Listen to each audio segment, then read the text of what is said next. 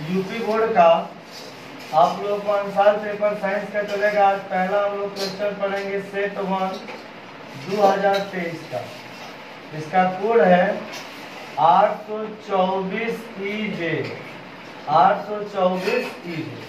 ठीक है, इसमें पहला क्वेश्चन इंपोर्टेंट है। बोल रहा है कि किसी वस्तु का अवतल दर्पण द्वारा बना प्रतिबिंब आभासी सीधा एवं वस्तु से बड़ा पाया जाता है। रट लो, हमेशा ऑप्शन 4 आएगा। यदि अवतल दर्पण में बना प्रतिबिंब, अवतल दर्पण में यदि प्रतिबिंब आपका बोल दे कि आभासी सीधा वस्तु से बड़ा, क्योंकि देखो वस्तु से बड़ा अवतल दर्पण है। इसको कहाँ रखा जाएगा? तो ध्रुव एवं मुख्य फोकस के बीच में, ध्रुव एवं मुख्य फोकस के बीच में। याना ये आप लोग पढ़े भी होंगे आप लोग। दूसरा कह रहा है कि किसी शब्दकोश में पाए छोटे अक्षरों को पढ़ते समय आप निम्न में से कौन सा लेंस लगाएंगे? अच्छा ये बताओ, कह रहा है कि छोटे अक्षरों को पढ़ते समय आप निम्न में से, तो हमने बताया था कि यदि किसी भी वस्तु को जूम करके देखना हो, याद रखिएगा कि निकट के वस्तु के देखे के हुई हमने के उत्तल लेंस लगाते हैं। कौन सा लेंस? उत्तल लेंस। निकट की वस्तु को देखने के लिए हम लेंस में बताएं आप लोगों को, निकट की वस्तुओं को देखने के लिए उत्तल लेंस लगाते हैं और दूर की वस्तुओं को देखने के लिए अवतल लेंस। आप लोग डाउट हो रहे होंगे कि ये तो गलती है, लेकिन वो दोष के लिए अवतल होता है। निकट दृष्टि दोष की बात आ जाए, इसकी बात निकट दृष्टि दोष की बात आएगी तब अवतल लेंस लगाओ, और अवतल लेंस और दूर दृष्टि दोष आएगा तो उसके लिए आप लोग क्या लगाओगे? उत्तल लेंस। ये बात याद रखना। क्योंकि देखो समझ में आ रहा है ना, क्योंकि निकट की वस्तुओं को देखने के लिए उत्तल लेंस का यूज किया जाता है। और निकट दृष्टि दोष की परिभाषा क्या होता है कि इसमें निकट की वस्तु दिखाई देती है लेकिन दूर की वस्तु दिखाई नहीं देती है। तो अच्छा ही बताओ, दूर की नहीं दिखाई देगी तो दूरे वाला ना लगेगा। तो दूर की वस्तुओं को देखने के लिए हम कौन सा लेंस लगाते हैं? अवतल लेंस। और निकट की वस्तुओं को देखने के लिए उत्तल लेंस। यदि दोष की बात आ जाए तो निकट दृष्टि दोष के लिए अवतल लेंस और दूर दृष्टि दोष के लिए उत्तल लेंस। ये याद रखना।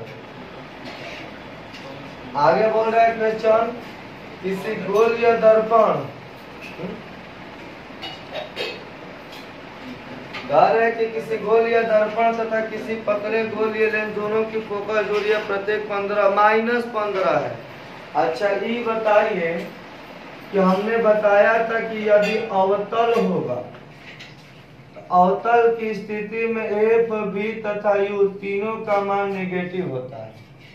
अवतल की स्थिति में एफ यू भी तीनों का मान माइनस, वो लेंस हो चाहे दर्पण। अवतल की स्थिति में एफ तथा बी का मान प्लस में होता है और यू का मान माइनस में होता है। तो इतना समझ में आ रहा है ना?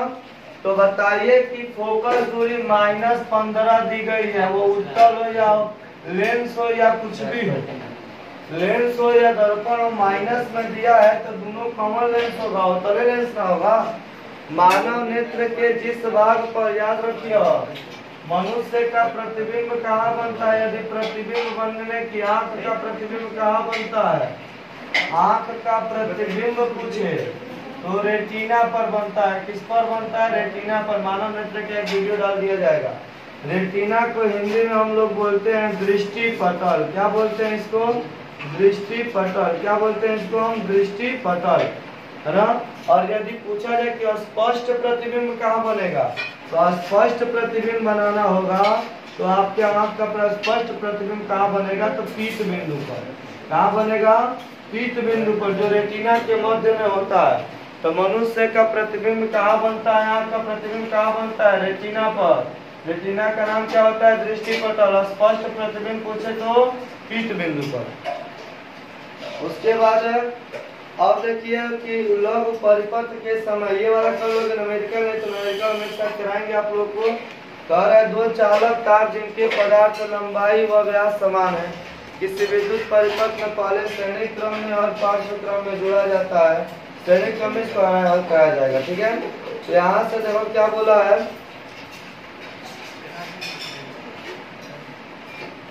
इसमें देखो क्या बोला है इसमें कि दो चालक तार जिनके लंबाई तथा व्यास समान है, L बराबर D हो गया है।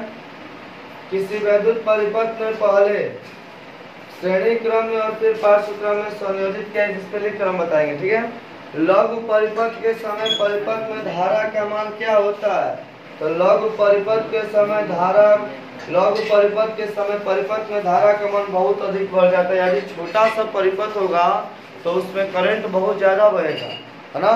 एक सेकंड में पूछ दिया जाए कि आपसे क्वेश्चन में कि एक सेकंड में 1 एम्पियर में कितनी धारा प्रवाहित होती है, तो 6.25 × 10⁻18 इलेक्ट्रॉन होते हैं। एक सेकंड में 1 एम्पियर में कितने इलेक्ट्रॉन बहते हैं, 6.25 × 10⁻18 इलेक्ट्रॉन, 6.25 × 10⁻18 इलेक्ट्रॉन। इसमें एक बात और, कभी भी इसकी बात पूछी जाए आपसे कि अच्छा ही बताओ इलेक्ट्रॉन को ढकेलता कौन है पीछे से, एक इलेक्ट्रॉन को ढकेलने वाला वोल्टेज होता है और रोकने वाला प्रतिरोध होता है। समझ में आ गया। तो लघु परिपथ के समय परिपथ में धारा का मान बहुत ही बढ़ जाता है, और बड़ा परिपथ होगा तो उस समय धारा का मान क्या हो जाएगा, कम हो जाएगा। एंटीमनी क्या है, एंटीमनी उपधातु होती है। एंटीमनी क्या होती है, उपधातु। देखिए एंटीमनी क्या होती है, उपधातु। एंटीमनी क्या होती है, उपधातु होती है। उसके बाद ये इम्पोर्टेंट है, जो केवल आपके सिलेबस में उसी को बताया जा रहा है।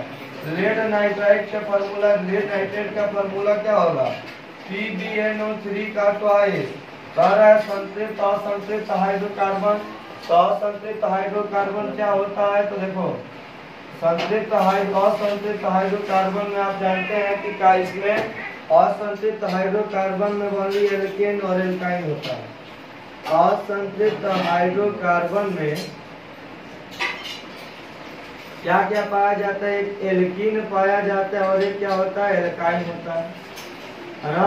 एल्कीन का सूत्र क्या होता है जी, CnH2 है, और एल्काइन का सूत्र क्या होता है, CnH2n-2। एल्काइन का फार्मूला क्या होता है, एल्कीन एल्काइन। एल्कीन के फार्मूला CnH2 है, एल्काइन का फार्मूला CnH2n-2। ठीक है, तो इसमें बोल रहा है कि कौन सा इसमें असंतृप्त हाइड्रोकार्बन है, तो एथीन होता है, C2H4। इसके बारे में पढ़ाया जाएगा। प्रोपेनॉल में क्रियात्मक समूह है, प्रोपेनॉल। ऑल आ गया ना, तो इसमें एल्डिहाइड समूह होता है। ऑल आ जाए तो क्या होगा लास्ट में, एल्डिहाइड। इसका होता है बांड CHO, बांड CHO।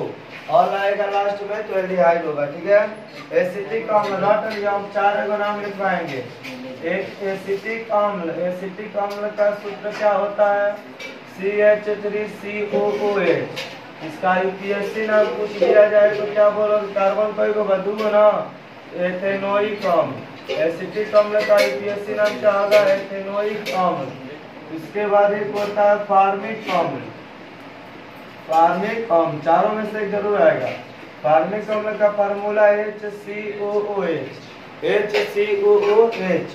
इसका क्या होगा, कार्बन एक है तो इसका नाम क्या होगा, मेथेनोइक अम्ल। ये देखो यदि आप लोग सिलेबस पढ़े हो तभी जाकर पूरा समझ में आएगा। उसके बाद क्या दिया है, उसके बाद हमारा आता है फॉर्मेल्डिहाइड। फॉर्मेल्डिहाइड, फॉर्मेल्डिहाइड का फार्मूला होता है HCHO। फॉर्मेल्डिहाइड का फार्मूला क्या होता है, HCHO। फॉर्मेल्डिहाइड का फार्मूला HCHO। इसका यूपीएससी नाम क्या होता है, मेथेनॉल। क्या नाम होता है इसका, मेथेनॉल।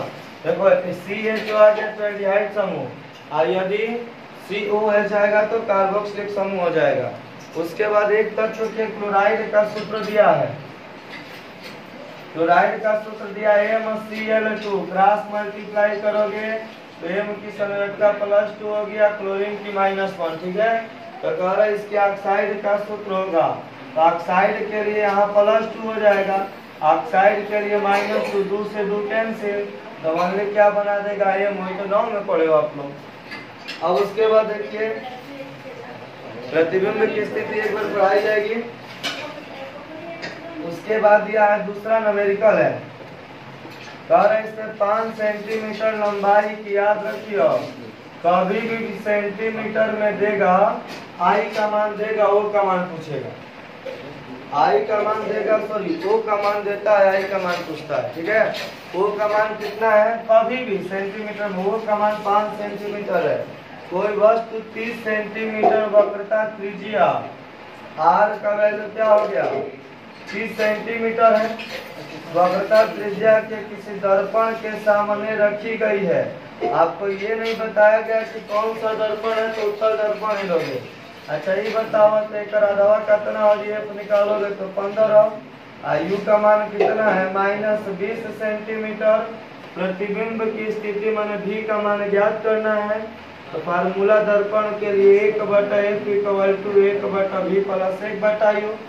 1/f = क्या हो जाएगा, f का मान बताइए 1/15 = 1/v प्लस माइनस माइनस 1/15 है प्लस माइनस है तो प्लस हो गया 1/v लॉसर कितना हो जाएगा 60, 15 चौके 60 और 7, तो v बराबर कितना हो जाएगा 60/7 भाग काटोगे तो लगभग 8.5 सेंटी। अरे 7 बटे 56, 4 बचा 7 बचे 35, तो v का मान कितना आ गया 8.5 सेंटीमीटर। आपको ये क्वेश्चन में नहीं बोला गया है कि आपका कौन सा दर्पण है। जब दर्पण के बारे में चर्चा नहीं की जाएगी तो आप उत्तर दर्पण में ही करोगे। अब उसके बाद इसकी स्थिति ज्ञात करनी है, आकार भी शायद ज्ञात करना है, नहीं आकार तो बोला ही नहीं, आकार बोला है।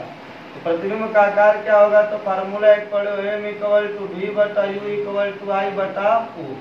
यहाँ से बताइए v/u के जगह पर का, v के जगह पर 60/7, u के जगह पर क्या भरोगे 20, गुणे i/o के जगह पर मान नहीं भरोगे, o के जगह पर क्या दिया है अरे 5, यहाँ से 20 आई 60, i बराबर 15/7 सेंटीमीटर। दिक्कत है किसी को, जब प्रतिबिंब का आकार हो जाएगा स्थिति हो गई। अब उसके बाद बोले किसी 4 ओम प्रतिरोध के लिए R का मान कितना दिया है 4 ओम।